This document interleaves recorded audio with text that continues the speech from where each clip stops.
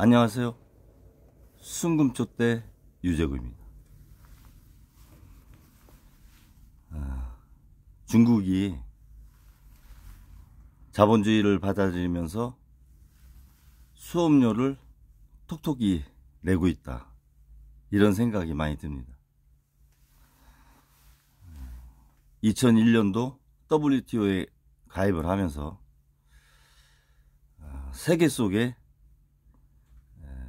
자본주의 시장에 들어와서 제조업을 바탕으로 세계의 공장 역할을 하면서 15년 정도 지속적인 성장을 했습니다. 2014년부터 성장률이 조금씩 내려왔는데요. 지금 1인당 GDP가 12,000불 정도 되죠. 소련하고 비슷한, 러시아하고 비슷하죠.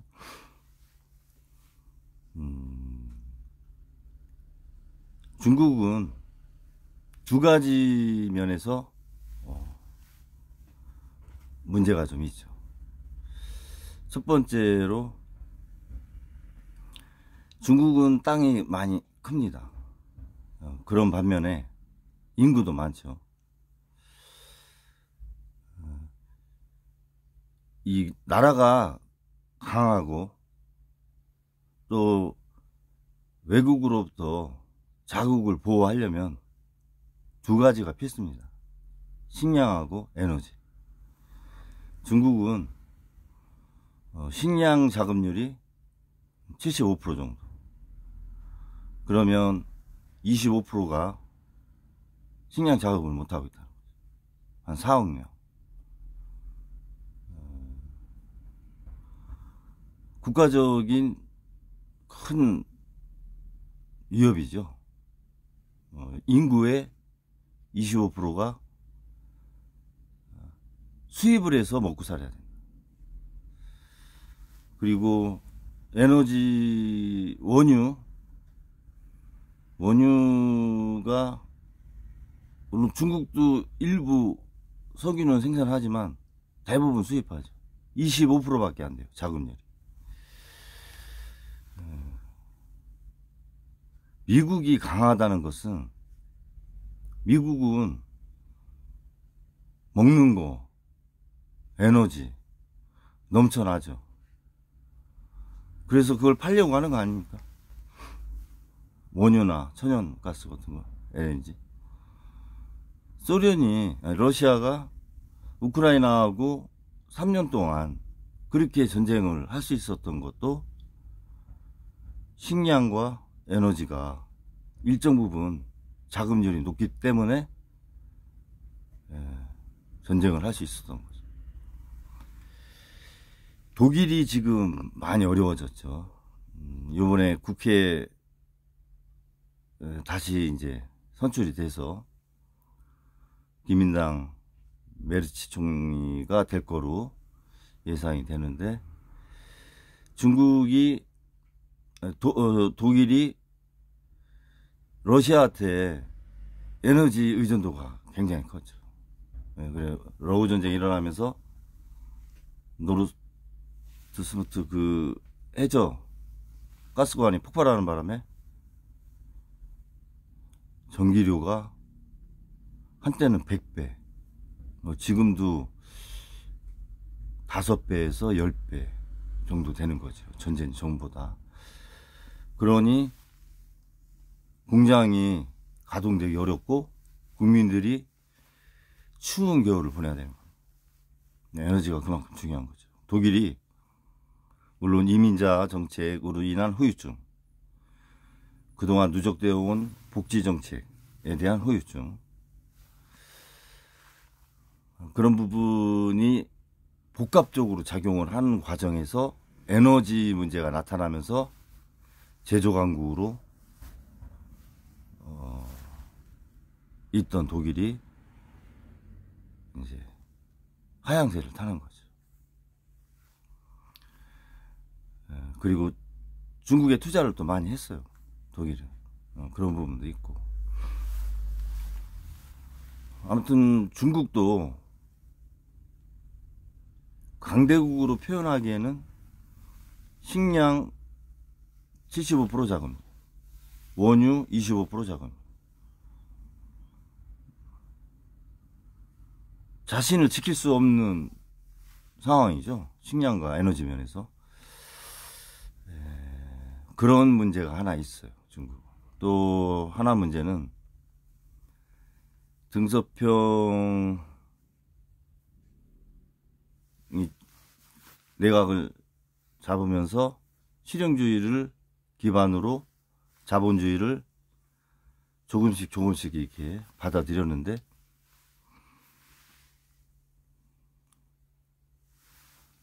코로나가 발생하기 전에 양극화가 좀 심해져.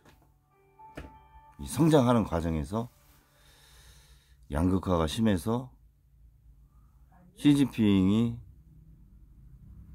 새로운 아젠다를 내놓죠. 공동부유. 함께 잘 살자. 그래서 특정하게 부가 창출된 곳을 규제를 합니다. 특히 부동산,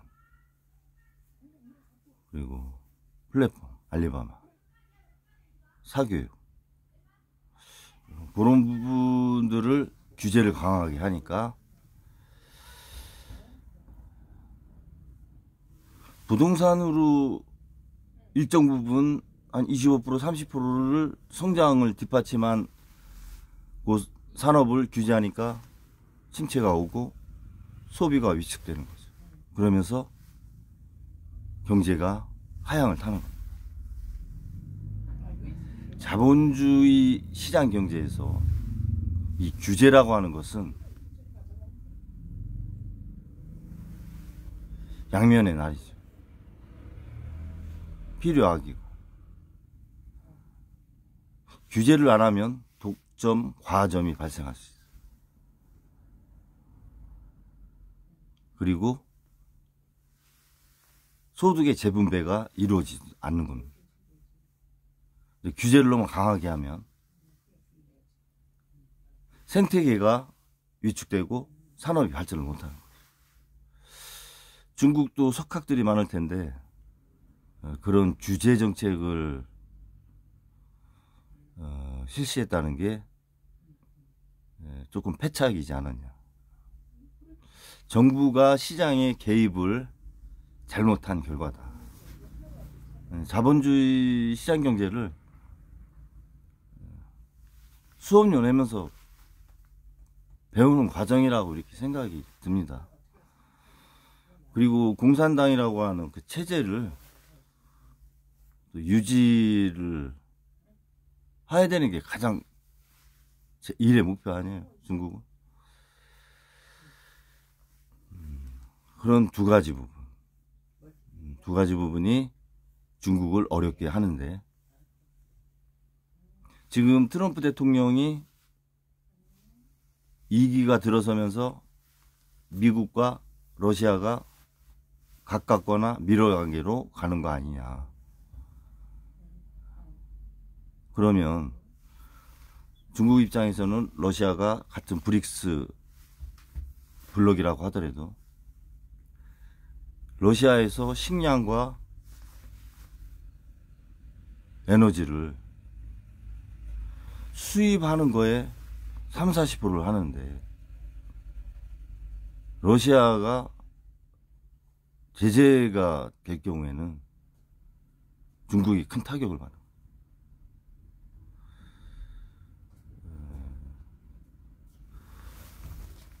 그래서 시진핑이 생각해낸 게 1대1로라고 생각이 듭니다. 전 세계를 하나의 항로로 만드는 거죠. 중국의 항로. 그래서 많은 항구를 샀어요. 1대1로에 이렇게 소속되어 있는 국가가 100개국가 넘을 겁니다. 그리고 이제 그런 어려움도 있지만 중국이 또 강점이 뭐가 있냐면 외환 보유고가 좀 여유가 있죠. 공식적으로 3조 2천억 달러, 보이지 않는 3조 달러, 작년에 1조 달러 무역 흑자, 그거만 해도 7조 2천억 달러 아니에요? 그러면 침체된 내수 경기를 살리는데 크게 문제 없을 돈이죠.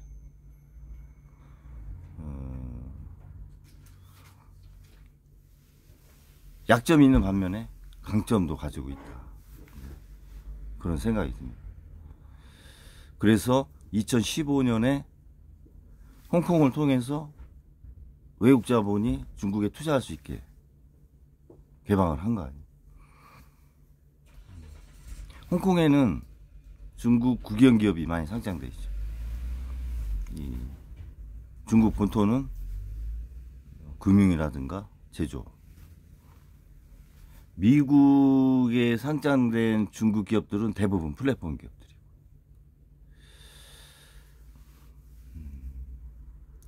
중국은 2년 전부터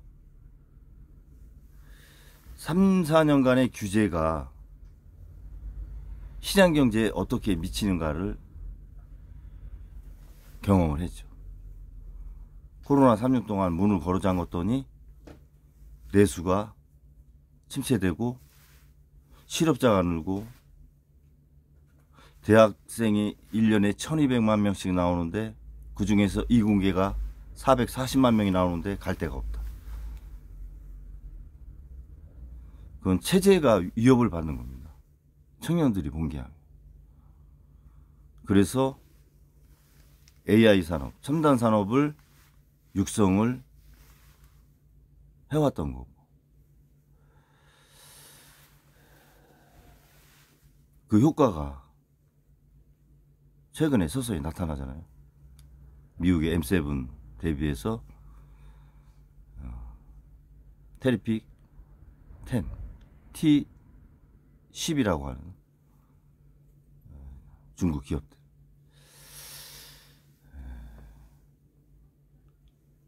(2015년에) 자본시장 개방하고 5,500 그 정도까지 갔었어요. 지금 3,300 한 50선 왔다 갔다 하죠.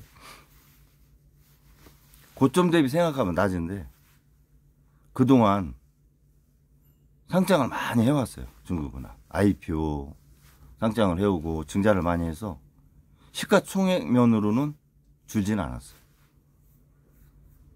그러니까 수직적으로 금융시장이 상승을 해야 되는데 옆으로 상승하는, 옆으로 커진 거죠. 옆으로.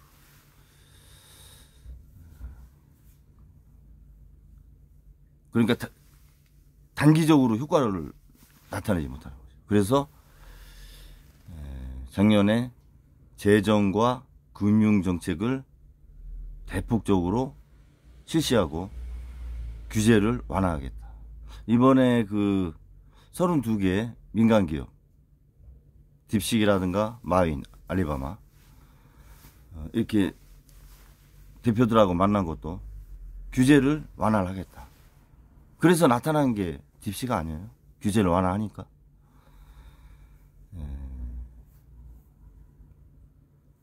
딥식 같은 그런 스타트업들이 많이 출연할 수 있도록 보조금을 파격적으로 지원하고 규제를 완전히 해제하는 그런 정책으로 이렇게 변화가 되고 있다, 이렇게 봐집니다. 그러니까 성장한 상황에서의 양극화를 해소하기 위해서 일정 부분 규제를 했는데 그 규제가 나타나는 경제 영향을 체험을 했기 때문에 이제는 부양을 위해서 규제를 풀고 재정과 금융을 활성화하겠다. 크게 봐서는 그렇습니다. 어제도 나스닥이 2% 이상 많이 빠졌어요. 좀 우려가 많이 되죠. 비트코인도 오늘 보니까 300만원 더 빠져서 1억 1,900 지속적으로 내려가고, 대신 채권금리는 2.27에서 2.22로 내려왔다. 그러니까 안전자산 쪽으로 돈이 조금 더 이동하고 있다, 이렇게 봐야 됩니다. 우리나라 환율은 1457원? 1460원대까지 지금 와 있는 것 같아요. 그러니까 하루 만에 1440대에서 1450, 한 15원 이상 오른 것 같습니다. 10% 이상. 이 환율이 너무 등락이 심한 것 같아요. 좋은 모습은 아니죠. 그런 것들이. 1450원대에서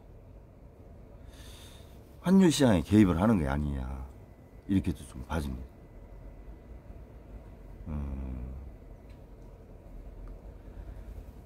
금리가 내려서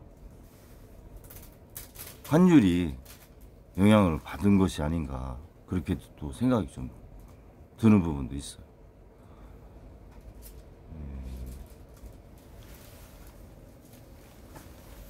미국은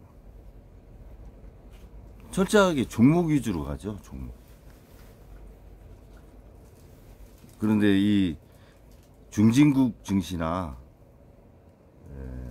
후진국 증시 같은 경우는 업종을 잘 봐야 됩니다.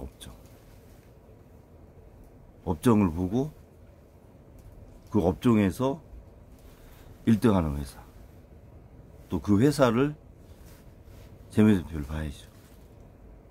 인터넷 들어가서 다운받아서 보거나, 인터넷 검색하고 챗 GPT나 글록3한테 물어봐가지고는 충분하지 않다.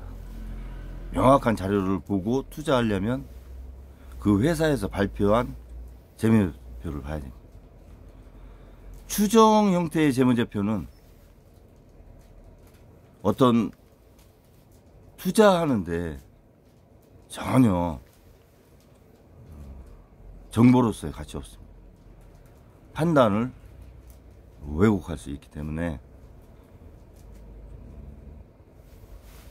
GPU에 물어보는 거는 옳은 방법은 아니다. 그렇지만 거시적인 물음은 물어볼 수 있어요. 또 그 회사의 상황을 물어봐서 참고를 할 수 있어도 정확한 지표는 그 회사에서 발표한 걸 봐야 돼요. 그런 부분 중요하다 생각이 들고,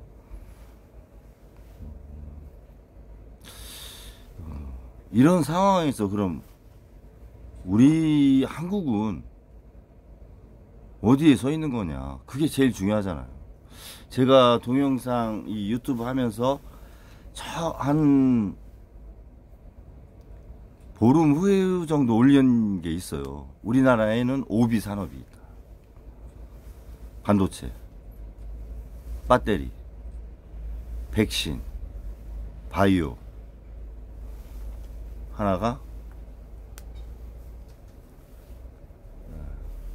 반도체, 방산.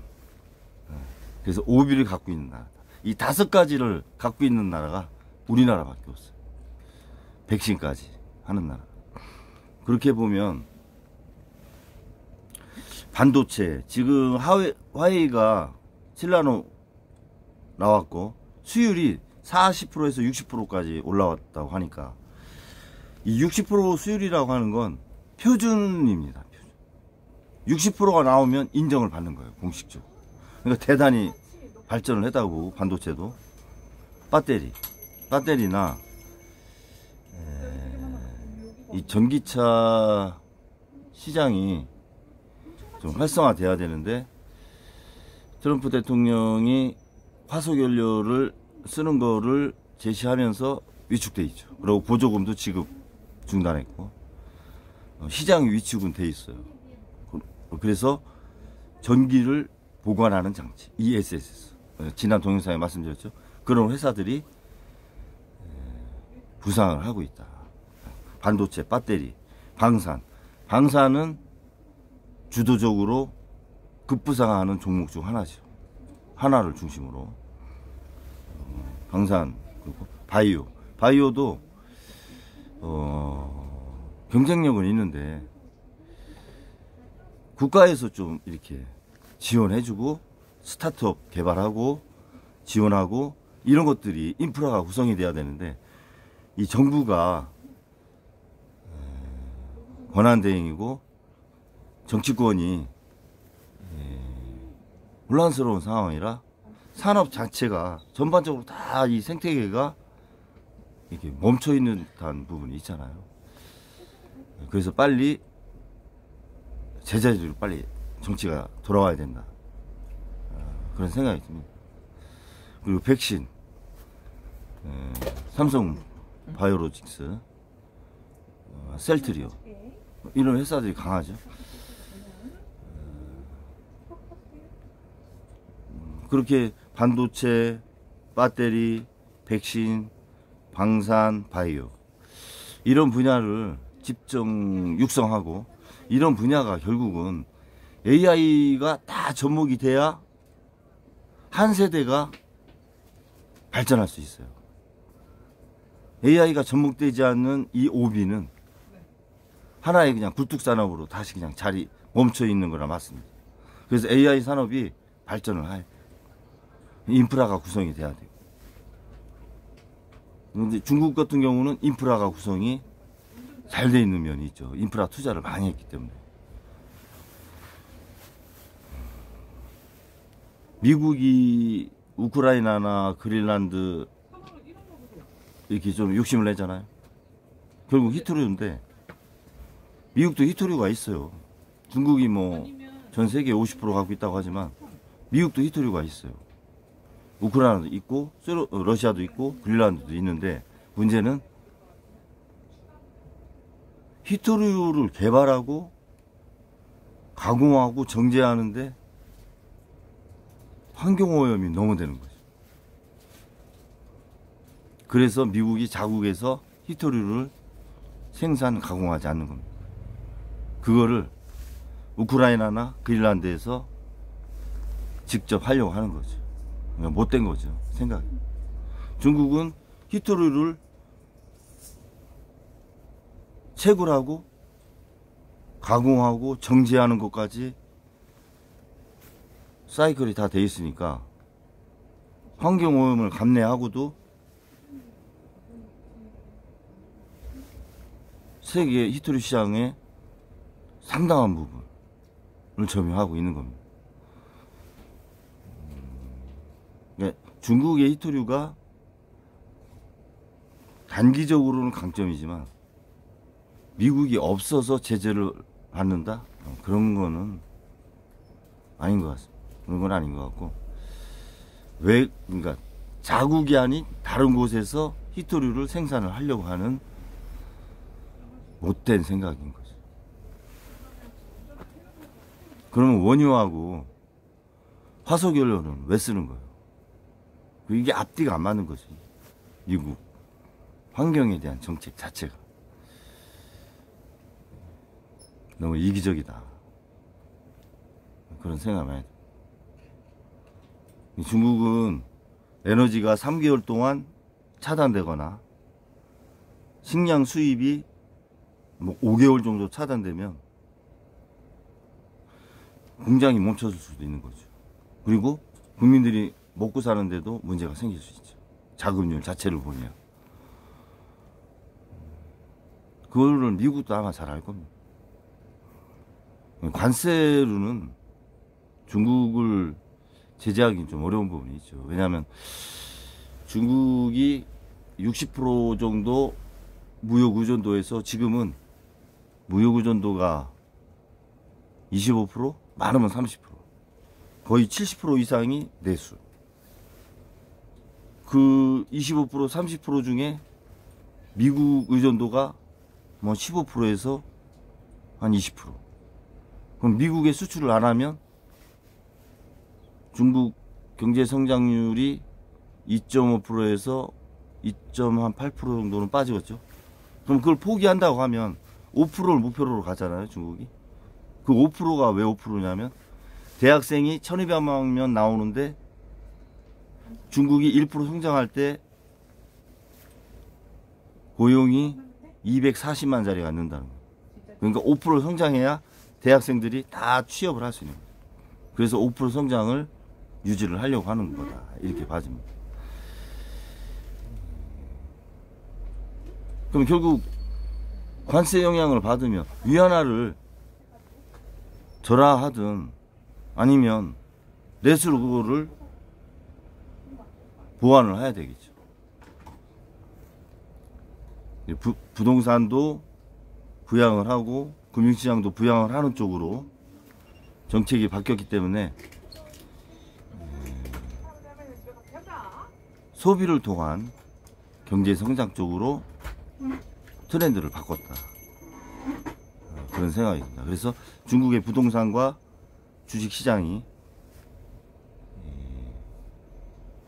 조금씩 꿈틀거리는 모습을 보이고 있다. 저는 그렇게 보고, 그렇다고 해서 뭐 아무 주식이나 사거나 아무 땅이나 사서 투자 수익률을 내는 건 어렵죠. 투자할 때는 잘 봐야죠.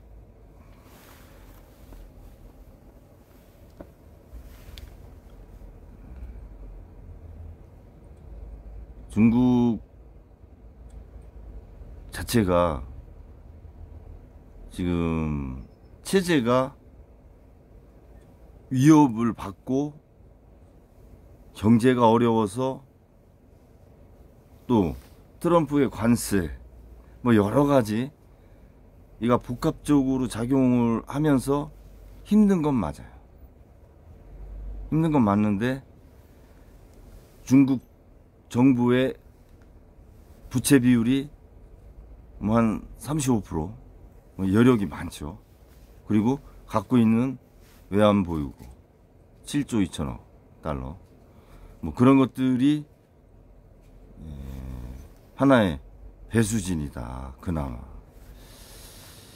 그런 역학관계와 미국과 러시아가 밀어관계를 가면, 그러면서 유럽을 제재를 하면 이유가 단독으로 미국에 맞서지 못할 경우 중국하고의 관계를 어떻게 설정을 해나갈 것이냐, 그런 부분도 한번 지켜봐야 될 일. 그래서 우리 한국 같은 경우 아까 말씀드렸듯이 OB 산업을 활성화하고 AI 산업, 그러기 위해서는 OB 산업이 한 단계 발전하기 위해서는 AI 산업이 당연히 스며들어야 되죠. 그러지 않으면 다음 세대로 발전하기가 어려운 부분도 있고, 저는 지난 동영상에서도 말씀드렸지만 3년이 바다니까 그 항로, 북극 항로를 남해안과 부산, 울산으로 가는 캄차카반도 쪽으로 가는 북극 항로, 그쪽을 국제화 시키는 것도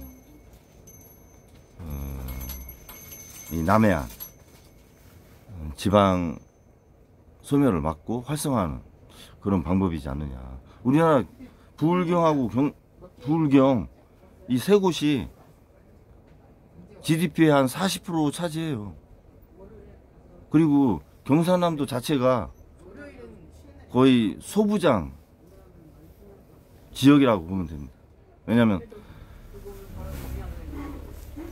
구리 시를 중심으로 워낙 그 발전을, 섬유 공장부터 발전을 했고, 부울경, 울산하고 포항, 거제 뭐 이렇게 중공업이 발전했기 때문에 공업 지역으로서는 상당히 큰데, GRDP라고 하죠. 지역 내 GDP. 그게 이제 줄어가는 추세가 되는 거죠. 지금은 한 35% 줄었다고 봐지는 거죠. 부산에 100대 기업이 한 곳도 없어요. 우리나라 100대 기업에 부산이 한 곳도 없어요. 충북은 100대 기업이 그나마 3곳 있어요. 그거 생각하면 부산이 얼마나 침체됐나 알 수 있는 거죠. 우리나라 제2의 도시에 100대 기업이 한 곳도 없다.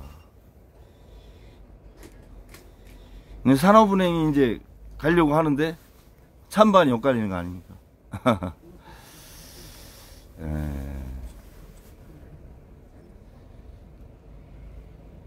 정부가 판을 잘 짜야 돼요. 중요한 건. 이 판을 이 바둑도 포석이 잘못되면 전투 보통 잘해가지고 못 이기잖아요. 끝내기 위해서 이긴다는 건 어렵거든요. 이게 포석을 잘 둬야지. 지금 포석이 잘 돼 있느냐, 그거를 고민을 해봐야 된다. 저는 그런 생각을 하는 겁니다. 전체적인 미국, 중국, 현재의 상황, 유럽, 러시아, 또 우리나라, 그런 거시적인 부분에서 접근을 좀 해나가는 것이 우리의 자신을 보는 거 아니냐, 이런 생각을 말씀드리면서 방송을 마치겠습니다. 감사합니다.